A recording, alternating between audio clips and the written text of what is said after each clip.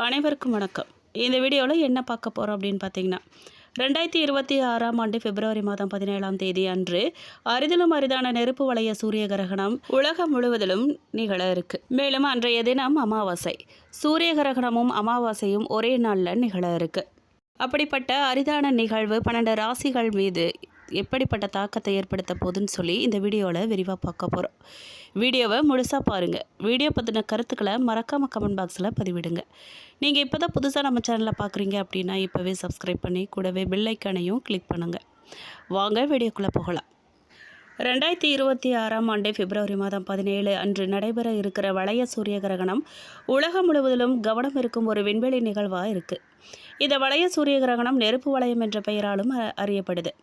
காரணம், சந்திரன் சூரியனின் முன் வந்து அதன் மையப்பகுதியை மறைக்கும் போது சூரியன் முழுமையாக மறையாமல் சந்திரனை சுற்றி பிரகாசமான ஒளிவட்டம் தென்படும். இந்த வகை கிரகணம் சந்திரன் பூமியை சுற்றி வரும் பாதையில் சற்று தொலைவான நிலையில் இருக்கும்போது நிகழுது. இந்த நேரத்தில் சந்திரன் வானில் சூரியனை விட சற்று சிறியதாக தோன்றும். இதனால் சூரியனை முழுவதுமாக மூட முடியாமல் அதன் வெளிப்புற ஒளி வளையமாக தென்படுது. இதுவே வளைய சூரிய கிரகணத்தின் முக்கிய அடையாளமாக சொல்லப்படுது. வானத்தில் ஒளிரும் வளையம் தோன்றும் காட்சி வானவியல் உலகத்தில் மிகவும் அழகான காட்சிகளில் ஒன்றா கருதப்படுது. இந்த கிரகணத்தின் போது முழு சூரிய கிரகணத்தை போல வானம் முற்றிலும் இருளடையாது. பகல் நேர ஒளி தொடர்ந்தே இருக்கும். ஆனால் சூரியன் ஒரு ஒளிரும் வளையமாக சந்திரனை சுற்றி தெரியும். இந்த காட்சி அழகை மட்டுமல்லாமல் சூரியனின் வெளிப்புற அடுக்குகள் குறித்து ஆய்வு செய்யும் வானவியலாளர்களுக்கும் அறிவியல் ரீதியாக முக்கியத்துவம் வாய்ந்ததாக இருக்குது. உச்சகட்டத்தில் சந்திரன் சூரியனின் மையப்பகுதியில் கிட்டத்தட்ட நிலை பெற்றது போல தோன்றும். சூரிய ஒளியை வளையத்தின் வழியாக சந்திரனின் விளிம்பில் தெளிவாக காணப்படும். சில நேரங்களில் கிரகண காட்சிகள் காணப்படும் சிறிய வளைவு போன்ற தோற்றம் மேற்பரப்பை கடக்கும் போது பூமி சுழலும் தன்மையால் உருவாகும் இயல்பான விளைவுதான். இந்த வளைய சூரிய கிரகணத்தின் முழு காட்சி பூமியின் ஒரு குறுகிய பாதையில் மட்டும்தான் தென்படும். அந்த குறிப்பிட்ட பாதையில் உள்ள பகுதிகளில் இருக்கிறவங்க முழுமையான நெருப்பு வளைய காட்சியை காண முடியும்.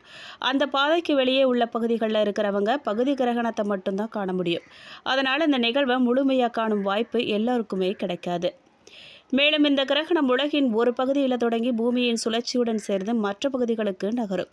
சர்வதேச நேரப்படி காலை நேரத்தில் தொடங்கி மதியம் மற்றும் மாலை நேரங்களில் உச்சத்தை அடையும்.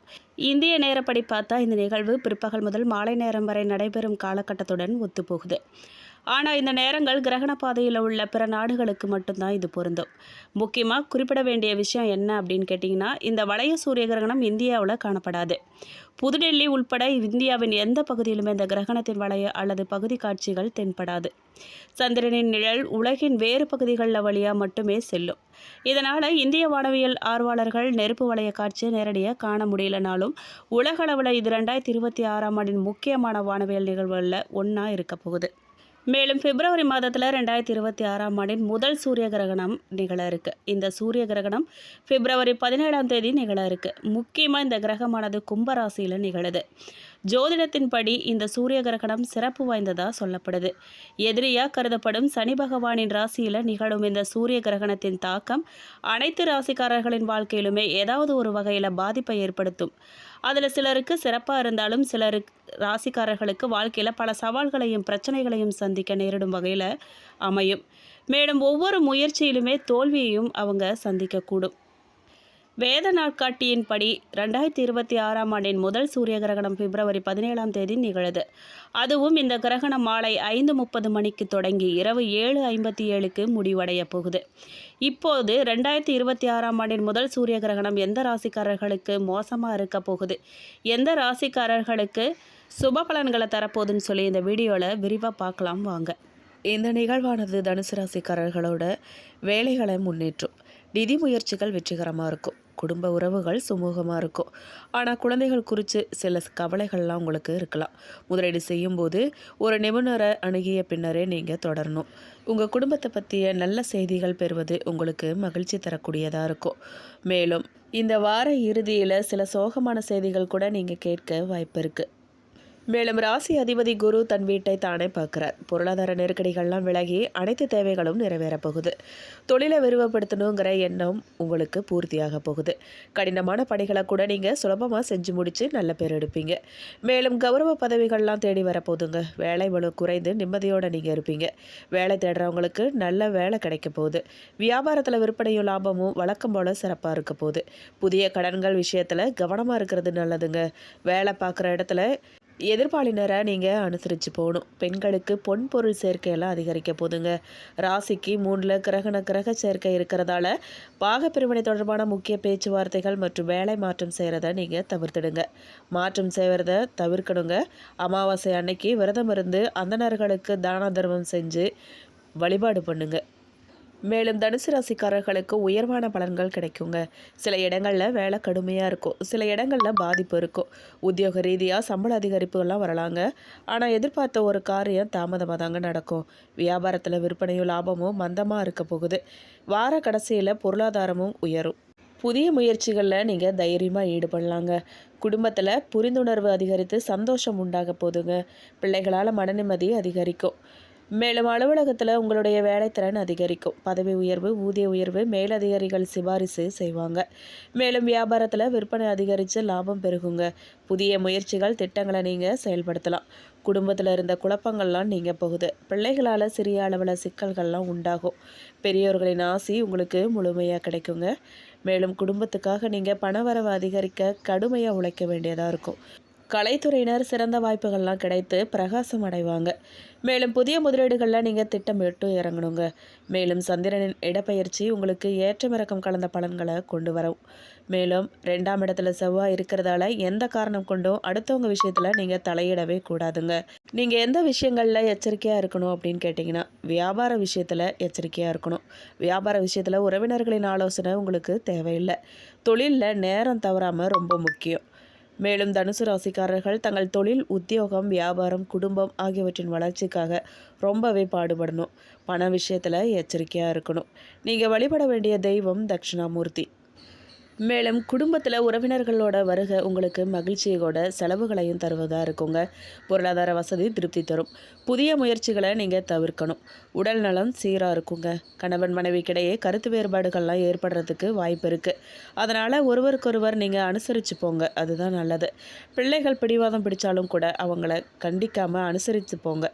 உறவினர்கள் வருகையால் சுப நிகழ்ச்சி ஒன்று கூடி வரப்போகுது. தெய்வ பணிகளில் ஈடுபடும் வாய்ப்பும் சிலருக்கு ஏற்பட்டிருக்கு. வேலைக்கு செல்லும் அன்பர்களுக்கு பணிச்சுமையை அதிகரிக்குங்க. வேறு வேலைக்கு முயற்சி செய்கிறத தவிர்த்திடுங்க. அதிகாரிகள் அவ்வப்போது கண்டிப்பு காட்டுவாங்க, கவனமாக இருந்துக்கோங்க.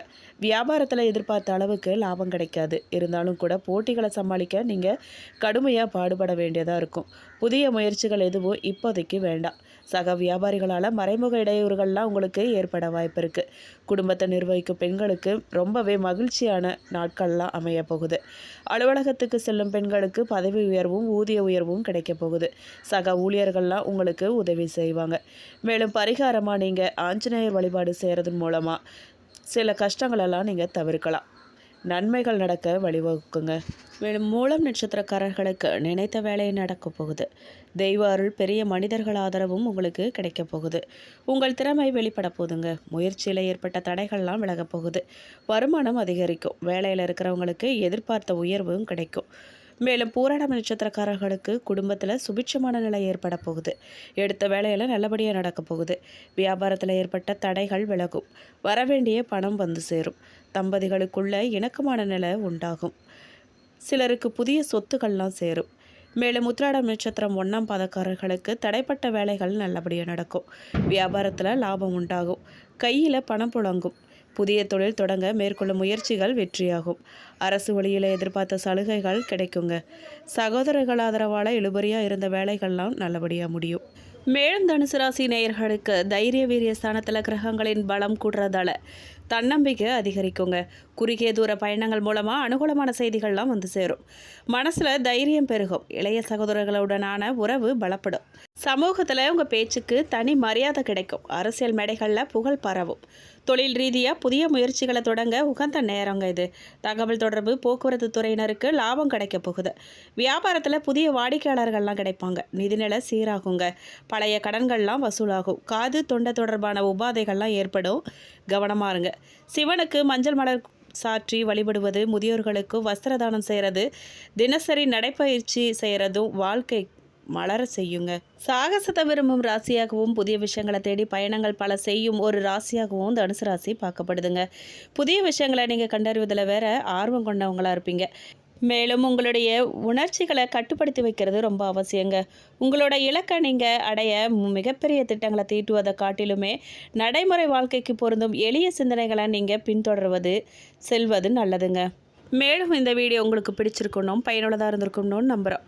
வீடியோ பற்றின கருத்துக்களை மறக்காமல் கமெண்ட் பாக்ஸில் பதிவிடுங்க. நீங்கள் இப்போ தான் புதுசாக நம்ம சேனலை பார்க்குறீங்க அப்படின்னா இப்போவே சப்ஸ்கிரைப் பண்ணி கூடவே பெல் ஐக்கனையும் கிளிக் பண்ணுங்கள். நன்றி.